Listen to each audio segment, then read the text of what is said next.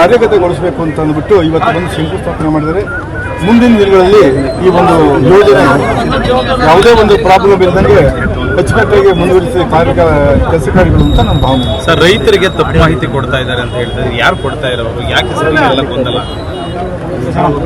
ಈಗ ಕೆಲವೊಂದು ಕಾರಣದ ಕೈಗಳು ಇರ್ತವೆ, ಸೂತ್ರಧಾರರು ಎಲ್ಲೆಲ್ಲೋ ಇರ್ತಾರೆ.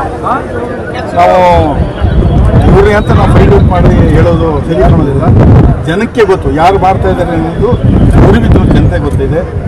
ಇದರಲ್ಲಿ ಒಂದು ಎಳ್ಳು ಮನೆ ಅಷ್ಟು ಕೂಡ ವಾಟ್ಸಲ್ಲಿ ರೈತ ಬಾಂಧವರಿಗೆ ತೊಂದರೆ ಇದೆ. ನಾನು ಈಗಾಗಲೇ ಭಾಷಣದಲ್ಲಿ ಹೇಳಿದ್ದೇನೆ, ಎತ್ತಿನ ಒಳಗೆ ನೀರು ತಂದ ಮೇಲೆ ತತ್ತಿನ ಮೇಲೆ ಇನ್ನು ಡೌಟ್ ಏನಿದೆ? ಎತ್ತಿನ ಒಳಗೆ ನೀರಲ್ಲಿ ಕೊಟ್ಟು ಕನೆಕ್ಷನ್ ಪೈಪ್ ಕೊಟ್ಟಾದ್ಮೇಲೆ ಈ ಕಡೆ ಕನೆಕ್ಷನ್ ಕೊಡೋದು. ಅದುವರೆಗೂ ಒಂದು ತೊಟ್ಟು ನೀರು ಕೂಡ ನಗರಕ್ಕೆ ತರೋದಿಲ್ಲ. ಇಷ್ಟು ಭರವಸೆಯನ್ನು ಕೊಡ್ತಲೇ ಬಂದಿದೆ. ಎತ್ತಿನೊಳಗೆ ಕಾಮಗಾರ ಆರಂಭ ಆಗ್ತದೆ, ಇದಾಕೆ ಪ್ರಾರಂಭ ಮಾಡ್ತಾ ಇದ್ದಾರೆ? ನೀವು ಯಾರು? ಎತ್ತಿನ ಒಳ್ಳೆ ಕಾಮಗಾರಿ ಪ್ರಾರಂಭ ಆಗ್ತದೆ, ಈ ಕಾಮಗಾರಿ ಅಲ್ಲ, ಅದು ಬರ್ಬೇಕಾದ್ರೆ ಇನ್ನೂ 1.5-2 ವರ್ಷ ಬೇಕಲ್ಲ. ಅದು ಎತ್ತಿನ ನೀರು ಬರ್ಬೇಕಾದ್ರೆ ಅಷ್ಟೊತ್ತಿಗೆ ಈ ಕಾಮಗಾರಿ ನಡಿಬೇಕಲ್ಲ. ಅದು ಬರೋವರೆಗೂ ಇದು ಟ್ಯಾಲಿ ಆಗ್ತದೆ. ನೀರು ಬರುತ್ತೆ ಸರ್?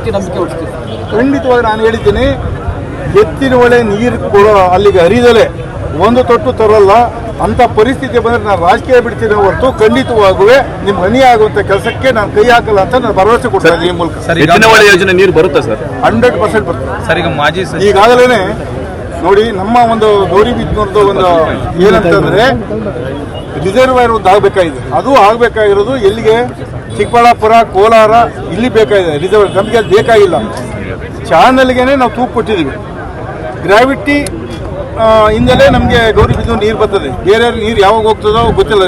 ರಿಸರ್ವಾಯರ್ ಕಟ್ಟಿದ ಮೇಲೆ ಹೋಗುತ್ತೆ. ನಮ್ಗೆ ಆ ಥರ ಏನಿಲ್ಲ. ಚಾನಲ್ಗೆ ತೂಕು ಕಟ್ಟಿರೋದ್ರಿಂದ ಗ್ರಾವಿಟಿನೆಲ್ಲ ಬಂದ್ಬಿಡ್ತದೆ. ಅದರಿಂದ ಎಲ್ಲರಿಗಿಂತ ಮುಂಚೆ ನಮಗೆ ಗೌರಿಬಿದನೂರಿಗೆ ಎತ್ತಿನ ಒಳಗೆ ನೀರು ಬರ್ತದೆ. ಖಂಡಿತವಾಗಿ 2 ವರ್ಷದೊಳಗೆ 100% ಭಾಗ ಬರ್ತದೆ. ಸರ್, ಕ್ಷೇತ್ರದ ಮಾಜಿ ಸಚಿವರು ಮಾಜಿ ಶಾಸಕರು ಒಂದು ಹೇಳಿಕೆ ಕೊಡ್ತಾರೆ, 10 ಕೋಟಿ ಕೊಟ್ಟರೆ ನಾನು ಈ ಕಾಮಗಾರಿನ ಪೂರ್ಣಗೊಳಿಸ್ತೀನಿ ಅಂತ.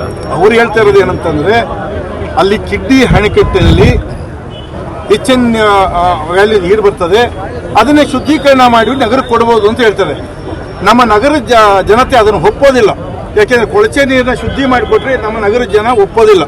ಅದಕ್ಕೋಸ್ಕರ 10 ಕೋಟಿ ಯೋಜನೆ ಬೇಡ ಅನ್ನೋದು ನಮ್ಮ ನಗರದ ಭಾವನೆ. 10 ಕೋಟಿನೇ ಮಾಡ್ಬೋದು, ಶುದ್ಧೀಕರಣ ಮಾಡೋ. ಆದರೆ ಹೆಚ್ಚಿನ ಮೇಲೆ ನೀರು ನಮ್ಮ ನಗರ ಜನ ಒಪ್ಪೋದಿಲ್ಲ. ಕೊಳಚೆ ನೀರನ್ನ ವ್ಯವಸಾಯಕ್ಕೆ ಒಪ್ಪೋದಿಲ್ಲ. ಕುಡಿಯೋ ನೀರಿಗೆ ಹೆಂಗೆ ಒಪ್ತಾರೆ ಹೇಳಿ? ಅದಕ್ಕೋಸ್ಕರ ಅಂಥವೆಲ್ಲ ರಿಜೆಕ್ಟ್ ಮಾಡಿದ್ದೀವಿ. 70 ಕೋಟಿ ರೂಪಾಯಿ ವೆಚ್ಚದಲ್ಲಿ ಎತ್ತಿನ ಮಳೆ ನೀರನ್ನೇ ವಾಟರ್ ಸೊಸೈಟಿ ಬಿಟ್ಟು ಅದೇ ನೀರನ್ನು ನಗರಕ್ಕೆ ತರ್ತೀವಿ.